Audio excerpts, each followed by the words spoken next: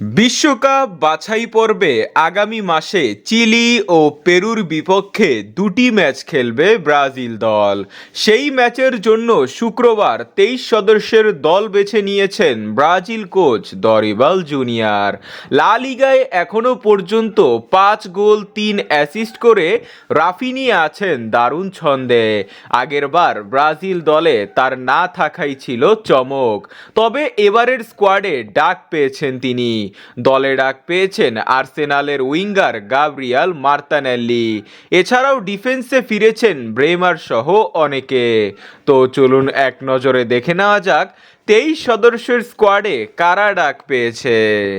সর্বপ্রথম গোলকিপার হিসাবে দলে ডাক পেয়েছেন লিভারপুলের অ্যালিসন, ম্যানচেস্টার সিটির এডারসন ও আল নাসারের বেন্তো।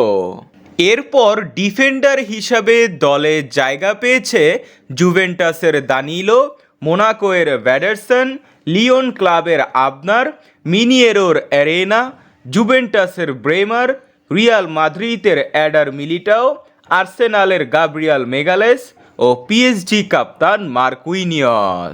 এরপর মিডফিল্ডার হিসাবে দলে জায়গা পেয়েছেন ওয়েস্ট হামের লুকাস পাকুয়েতা, ফ্লামিঙ্গোয়ের গ্রেসন, নিউক্যাস্টেলের ব্রুডো গুইমারেস, উলভারটনের আন্দ্রে ও রিয়াল মাদ্রিদের রদ্রিগো। সর্বশেষ ফরওয়ার্ড পজিশনে ডাক পেয়েছেন রিয়াল মাদ্রিদের এনরিক, বোতাফোগোর ইগোর জেসুস, আর্সেনালের গাব্রিয়াল মার্তিনেল্লি, বোতাফোগোর লুইস হেনরিক, বার্সেলোনার রাফিনহা, ম্যানচেস্টার সিটির সাবিনিও ও রিয়াল মাদ্রিদের ভিনিসিয়াস জুনিয়র।